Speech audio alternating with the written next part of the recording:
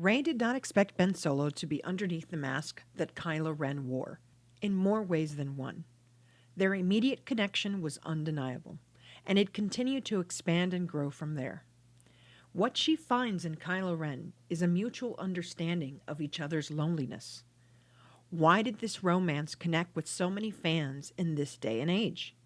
And why did some fans reject it so vehemently? Just kidding. And we're back. And we're back. Commercial guys. break is over.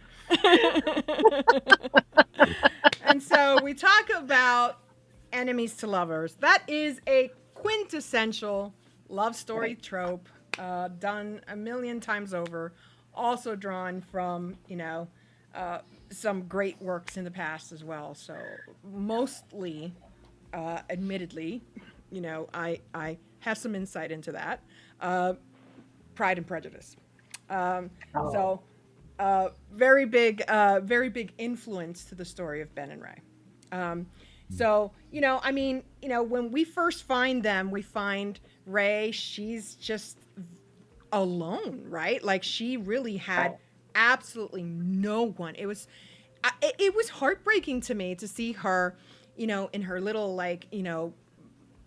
makeshift little house that she created out of an AT-AT, and you see like how she's living, and she's got like scavenging like this old rebel helmet, and she puts it on, and she's just eating all by herself, and she's watching like the spaceships kind of fly around, and she's just dreaming about being on a ship somewhere and being anywhere else but where she is, really.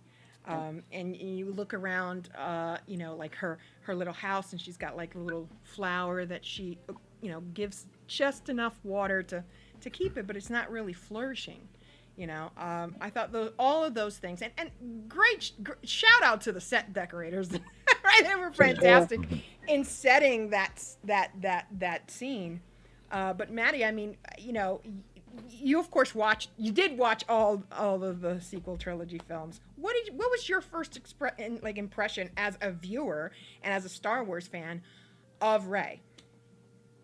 Oh my gosh. First of all, it was really cool being able to see her there. I don't know. I immediately kind of fell in love with her character as soon as I saw her on screen. And then, I think there was something to the fact that you see this like friendship blossoming between her and Finn, because you see both of them in these very solitary positions. Mm-hmm. And just the idea of like this group kind of getting together, you sort of realize like how lonely she was beforehand, and befriending, robots. You kind of think back with like Luke Skywalker and things like that. Yeah. And even with Anakin. But oh gosh, I think getting to see her perspective of not knowing much about herself at all, and then seeing her kind of discover who she is through the Force and her friendships, and even her her back and forth enemy sort of status relationship with Kylo. She gets to, not only make choices for herself finally, but she also develops opinions, and she becomes a better person through these instances. And I think, yeah, she was very relatable to me in that way. And I think that's what made her really likable, was you get to see her kind of molded into this Jedi that you can really admire as the films progress. Yeah, for sure. And I think that's I think the harkening back to how she started and how solitary she was, to then finding Finn, to then finding Han, and developing that connection with Han in the first in episode 7. And if you remember, there's this bit where Han kind of offers her a home with him, right? And she's like target practicing. yes, and she's just like, no. She's really excited about it, and she wants it. It's like she wants it, but she's like, no, I got to get back because my family's going to come looking for me. And she held on to that for so long. Like, she really held on to it.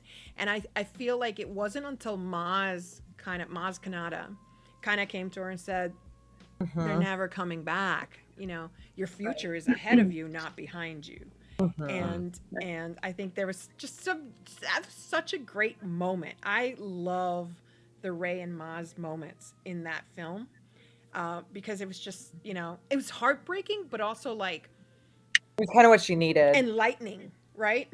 Yeah, it is what she needed. And it was so funny that she, you know, she it that whole thing came at a moment where she finds Luke's lightsaber, and she goes into this like dream state, right? And she sees Kylo Ren for the first time, like this masked character, and she, you know, and he sees her. I that blew me away. It was like, okay, I thought we were just watching like her like vision, if you will, but then when he reacts to her and kind of like, you know, almost, and I want to say he saves her because some of the people that they're fighting were coming after her, and he kind of saves her. And I think a lot of people miss that. They miss that part, but it was like he does save her in episode 7 in that vision, and I feel like that was very, very poignant to her story and where the two of them would end up in episode 9, right? He's got to be the only person to ever save a life through FaceTime. You know, like that's got to be a world record, right? Yeah. Yeah, yeah, no. And I mean, how, and speaking of that, I mean, you know, how do you think Ray sees this version of Ben that we are now portraying? I was thinking about that where I was like, man, she really is like such a symbol of hope. I know that that was like big part of what they were trying to go for in the original, I guess, like sequels. Um, and that kind of continues on. You see how it like never really falters for her. And even when she's dealing with sort of these new hardships, which we'll obviously get into when you watch the movie, um, That's um, right. she Coming still soon. has like this sense of hope and like faithfulness that's kind of unwavering. Um, and you know, in different circumstances and how that stands with Ben Solo, she kind of becomes this protector for like a small boy who, you know, like was going through Mhm. it. And I don't know, it's cool because what is it? You see this connection of her character, and I think what they were trying to get across in the sequels, where she's not sacrificing any of her womanhood, any of her ability as a Ideals. Jedi. Yeah. She's Yeah. not sacrificing any part of herself. It's kind of in a way making her stronger. So I think that was also something I Yeah. really liked when I was reading the script, and that's what I liked about their Yeah. relationship with each other. Yeah, yeah. And I think that was so evident in the second movie, you know, episode 8, where all he wants is her, right? Like that's all he wants is her.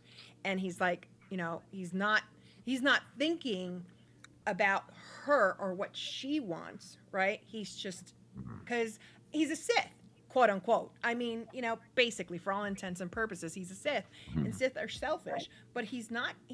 I never thought that. I never thought that Kylo Ren was completely taken to the dark, ever. Me neither. Not once. Mhm.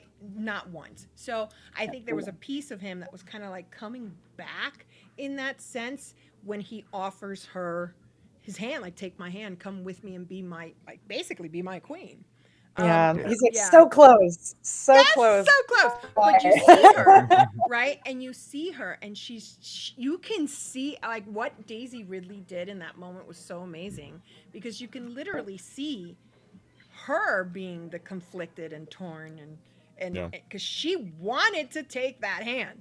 You could see it. Like when she looks at it, she thinks at it, and she starts to cry. She never says no. Like she won't do it because she never wants to, like, you know, it's not in her ideals, it's not in her principles. She doesn't give that up for him.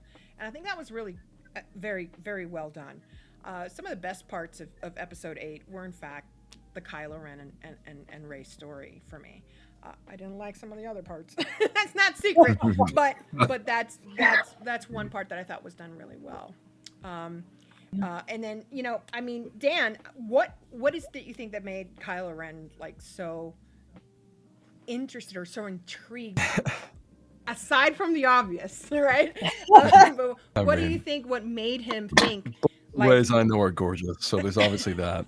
Cool there's lightsaber. obviously Cool lightsaber. Cool. Now, cool lightsaber? the main thing, I think it actually has a lot to do with what you said about how there's still that little bit of light in him. You know what I mean? And I think he both saw the solitary that Rey was experiencing, and he felt like related to that, but he also saw that she had that light. And I feel like a part of him really he wanted to crawl back to that. As much as he wanted to be edgy, brooding Sith Lord, I think he really wanted that light to be brought back into his life. And I think he probably saw Rey as like the vessel to achieve that.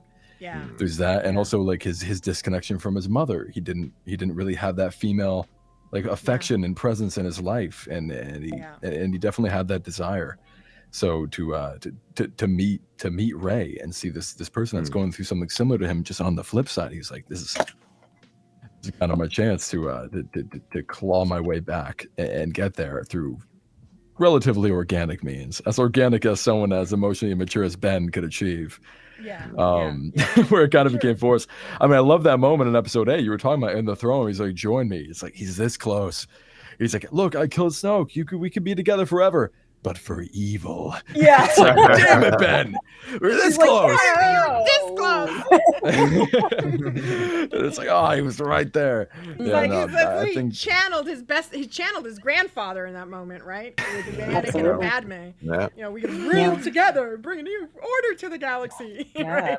To Dan's point about seeking that light in Rey, I also see it as love, and we've come full circle. I mean, that's the desire to be loved, to be accepted, and to love another. Again, what makes a great movie? A really, a great love story. I also feel Speaking like of love, it was probably kind of hot to experience being sorry, maybe Yes.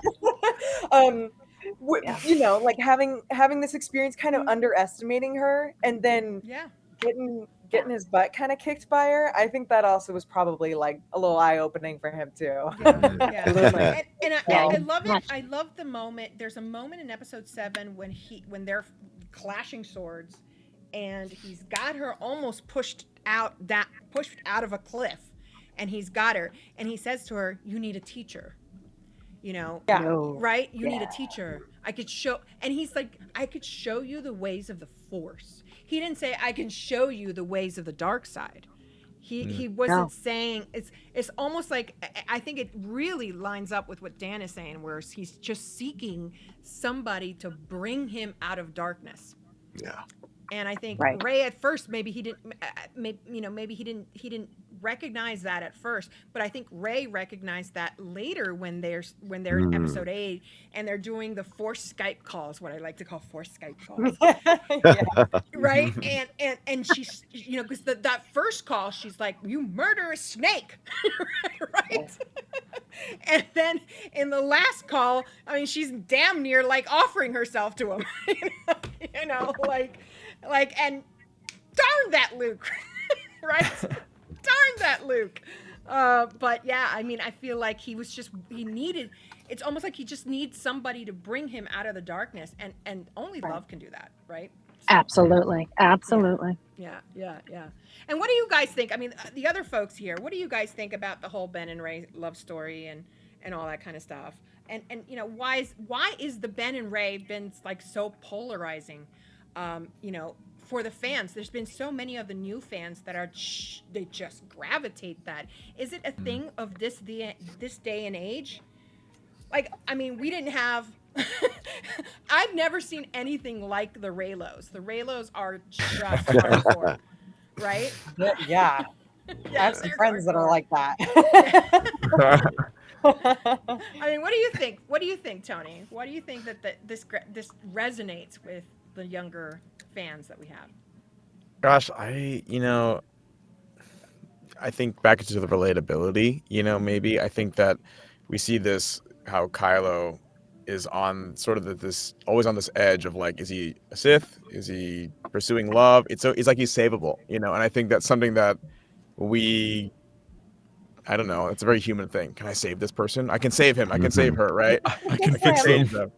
And I think it's a very popular thing among especially younger generations, when we're younger, we sort of think that. I think when we get older, we F it, I'm not gonna, let me find somebody else. We learn our lessons, right? We learn our lessons. We don't have time for that anymore, right? Yeah, you can't change someone. Yes. Right. Yes. We want to take a nap. Yeah. Right. Yes. And we see that like literally with the mask, right? He's wearing this mask, and I think that there's both literally and figuratively. And can we get to that, what's underneath, Yeah. Yeah, I mean, we kind of saw what's underneath from the top half, Adam Driver. Right. And I think that had a lot to do with it. Thank you very much, Adam Driver. That could have it. That certainly didn't hurt, right? That didn't hurt. The Swolos, yes. The Swolos, yeah. But and I think and I mean and then on the flip side of that, we have so many fans who like vehemently dislike Ben and Rey being together. Right? I could point to King's advisors. He's gonna tell you he just absolutely like right. So I they just don't like that. They didn't like that. They didn't resonate with that. And to the point where like they're very against it. Why do you think that is? Like on the flip side. Do you think that it's just because the story overall of the sequels wasn't that great? Go ahead, Maddie. I don't know why I started raising my hand. I know it's an open discussion. The teacher stuff is so ingrained in me. I think a big part of it is the redemptibility of Ben, or Kylo, I guess, in this sense. Yeah. I think part of it might be, there's also like a whole big part that's sort of like strong, independent woman moment for Rey, being able to kind of like be her own strong self without connecting to somebody else or whatever. But I would go against that only in the fact that like what we've been seeing through the films, that like this whole big change for her is through her relationships with other people. Yes. And her realizing that she's not alone, and how she ends up helping other people with even the I'm trying to remember which movie it was where it was like, there's more of us out there, and there's like a little kid like alone in the corner. Yes. Oh my God, he's a Jedi too. The inclusive of that, I think, kind of maybe goes against that idea. But then, the Kylo Ren's sort of comeuppance, or like having to pay for these sins, these acts of terror that he's incited. I tend to think that maybe perhaps it was the I'm gonna say it it's the murder of Han Solo. Yeah. 100%. You can't overlook it. That a lot of fans were like, just I think like, little boy, you need to die. I personally, as a huge Han Solo fan, I wanted to see Ben in a hole after he did that to Han Solo. Yeah. There you go. Yeah. It took a long time for me to come around to old Ben. Mm-hmm. Yeah. Watching it back again, you can kind of see where you see a lot more of the light side in him, I think, like really fighting with the dark side, or him deciding what to do. I think also because he has those spectators, because he ends up, kind of seeing that like the others are watching. And then like what you said in one of our meetings, Maria, I think, was just the idea of like, as soon as something happened outside to distract his attention, he kind of, what is it? It was such a fragile moment, because whatever he'd been enduring was such a like vulnerable small piece of him, that it wasn't strong enough, or like a strong enough voice to be able to like overpower what he'd already been experiencing for so many years. Yeah. I mean, the scene where like everything's like light, and I mean, you can see that I swear, I really thought Ben Solo was going to give him that lightsaber and go with his dad. Right. Me too. Kudos to Adam Driver, right? Because I'm like, yes, bring him home to his mommy. You know what I mean? That's all I wanted, was like, bring him home to mommy, right? Like, he needs a hug.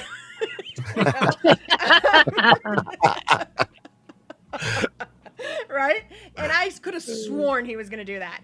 And then it gets all dark, and you see like the light, the sun is being consumed by the Star Killer base weapon. And it just goes all dark. And it was like, in that moment, he was like, but I could I just, I don't know what was going through his head. What do you think, Dan? What do you think was going through his head in that moment? Initially, he's seen this opportunity, right, to go with his father. His father's like, hey, come on, let's get out of here. Like, Snoke's going to drop you, bro. Like, the second he's done with you, you're getting dropped, man. I'm sorry, like a bad habit. It's game over. And he's going through it. He's like, could be kind of sick. Could be dope to have a dad again. Not bad. Hey, he's holding the lightsaber. He's like, I know what I have to do, but I don't know if I have the strength to do it. And he's so locked in that moment. Yep. And the slightest little thing knocks him back out. He's like, no, I've spent like 5 years or more probably of my life at this point. 7. Locked into this 7 years of my life, locked into this Sith thing. I'm sorry, this is who I am. I can't back out now. And that's when it gets dark, and that's when the red kind of seeps into the frame. His face gets covered, and he's at this moment that you can see on his face. Adam Driver in this moment, he's so vulnerable, and he's feeling it. You can see he looks so unsure, and then Chris back in, and his face just goes dead. He just goes straight back to like monotone, and he's like, "No, I can't have this. This is who I am now, and I have to. I have to leave what I brought behind. I have to embrace it exactly." Yeah, and also the dance. Yeah, and the dance of the old lion and the new lion, move on, move over. Yeah. You have to die. That actually, Donna, that has a lot to do with it. And if you talk to Adam Driver, he states that he felt like in that moment he was going to go with his dad. Like he was like, this is how I thought of it. I'm going to go with my dad. I'm going to go back to my mother. I'm going to leave all of this behind because my dad is right. My dad is right.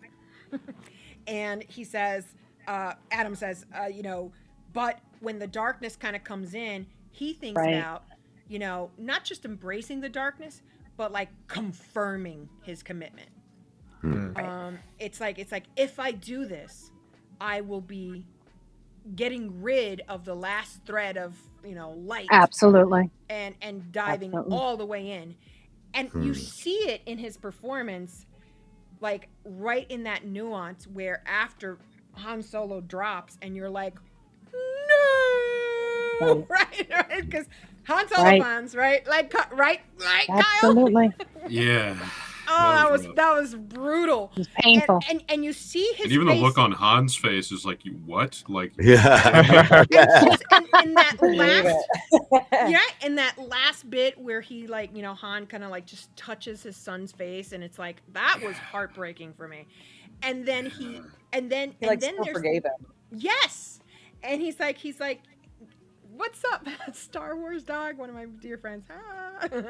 And then you see, but then you see the turn immediately as Han Solo's dropping. You see his face, and he's just like, what did I just do? Right? What did I just do? Yeah. It was heartbreaking. That whole thing was heartbreaking.